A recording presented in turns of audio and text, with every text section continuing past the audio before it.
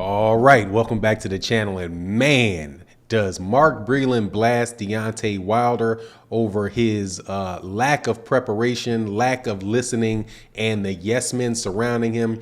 Clearly, still very bitter about being fired.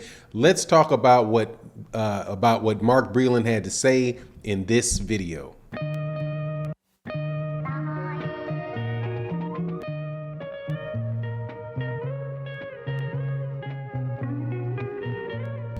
All right, welcome back to the channel. Before I get into this meat of the video though, please make sure to subscribe to the channel. Also hit the like button, share button. Man, Mark Breland, I used to be such a big fan of this guy. Still do like Mark Breland and wish the best for Mark Breland. Mark Breland is the former trainer of Deontay the Bronze Bomber Wilder, and up until after the last Tyson Fury fight, in which Deontay Wilder leveled a lot of accusations against him after his loss. Specifically, there were two things that he really talked about that had upset him about Mark Breland. One was that Mark Breland had, the first and foremost is that he believed that Mark Breland had something to do with Deontay Wilder's water being poisoned. And because he felt like his legs were dragging and he felt, out of sorts for the first several rounds, and that it took up to, 6 or 7 rounds before his head started clearing out. So Deontay Wilder believed that somebody had done something to his water. There also might have been toxicology reports to that effect, but he believes that it was Mark Breland because Mark Breland was around his water. So there was a very heavy accusation leveled at Mark Breland in that regard. And then also Mark Breland was the one that threw in the towel for Deontay Wilder as a corner man. He, in the 7th round, he threw in the towel, and this was despite the fact that Deontay Wilder said before the fight happened, like, if I ever get in any trouble, make sure you let me fight my way out because I can always have a puncher's chance to win. So that was why, those are the two reasons that were given for Deontay Wilder firing Mark Breland. So, but Mark Breland, who was just on a podcast called the Champ and the Chump podcast, really lit into Deontay Wilder about several things. And, to me, this is a really tough situation to go over because on one hand, I think both people have, a certain amount of accountability that they should take for their lives. Not trying to judge anybody because everybody, has things in their life, myself as well. But it's just a tough situation because I like both guys. So, but Mark Breland was very clear in this podcast that he did not have a good relationship with Deontay Wilder, and he felt that Deontay Wilder didn't listen during his training, and that he specifically said he didn't listen during training.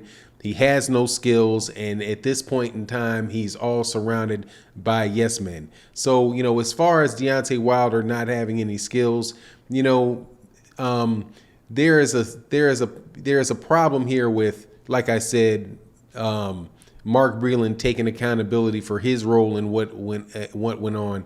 First of all, as far as him getting fired, don't throw in the towel. Right? Can't say anything about the water and whether he was in the water or not because, he had anything to do with the water, because he's going to say that he didn't have anything to do with the water. However, for certain that he did throw in the towel, and throwing in the towel was, the reason that the fight got stopped. And that's something that Deontay Wilder asked him to do. So for him to be feeling bitter about it, I think that he needs to take a certain amount of accountability for what he actually did to get him fired. But it's also in regards to Deontay Wilder not having any skills, that kind of plays the same way as well. If Mark Breland was in a camp for that many years, because there was Mark Breland might have been in there in his camp, for over 30 fights. I knew he came in early in his career, and he was definitely there during all the championship fights. If Deontay Wilder was not listening, what is it that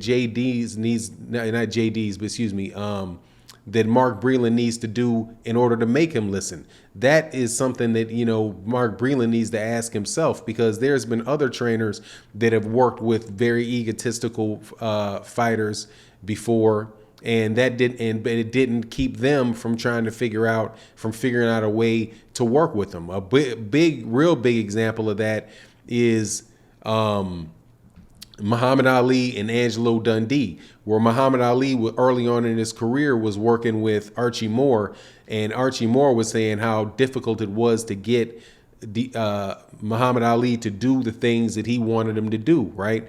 And where Muhammad Ali had a vision about how he wanted to fight, and he was very, very stubborn and refusing to listen to Archie Moore. Well, Archie Moore left his camp, and then he wound up going with Angelo Dundee. And Angelo Dundee encountered the same problem with Muhammad Ali and was like, hey, I got to figure out a way to work with this big ego. And what he did was he made everything seem that it was his idea. He made it seem like it was Muhammad Ali's idea or something. Like, for example, if he said that he was really snapping out the jab, he's like, oh man, I really like how you're snapping that jab out. And then Muhammad Ali or Cassius Clay early in his career would say, oh yeah, okay, cool. Yeah, I am snapping the jab out. And he would start snapping the jab out more. So there's different ways to deal with, difficult people. And if you're not able as a trainer to work around, and get your fighter to actually listen to you, then that is a problem with you as much as it is the fighter.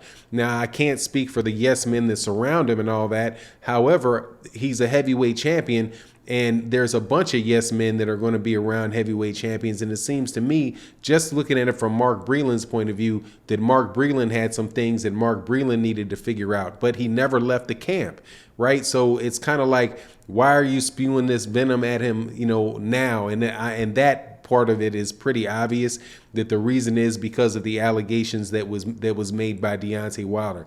Now, the allegations that Deontay Wilder made are either true or they're not true, right? And Deontay Wilder, it seems to me, has taken accountability, at least inside the ring, for what he's done, because he's got a new head trainer, and he brought in a new head trainer, and it seems like the head trainer is very happy with what Deontay Wilder is doing. So, Deontay Wilder is going to have to, when he fights Tyson Fury, he's either going to pay the price for years of not listening to coaches or whatever, and that's going to be the price that Deontay Wilder pays.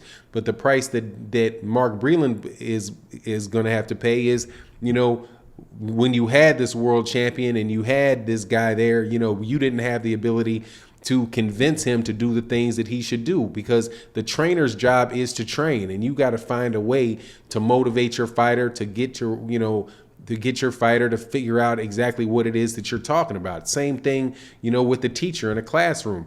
When a teacher, has 15, 20 students in the classroom and everybody in the classroom fails the class, that's a problem with the teacher as much as it is a problem with the student. So, I understand why Mark Breland would fire off at Deontay Wilder like this. It's not to be unexpected. It's not to be unexpected when, somebody has had his reputation attacked like Mark Breland has, and it's unfortunate that Deontay Wilder was in a position to do that. But I still think that it definitely still stems from the fact that Mark Breland did one thing that Mark Breland was not supposed to do, which was throw in the towel, and he decided to do it anyway. So anyway, that's my take on the matter. You let me know what you think in the comment section. And with that, I'm out. Peace.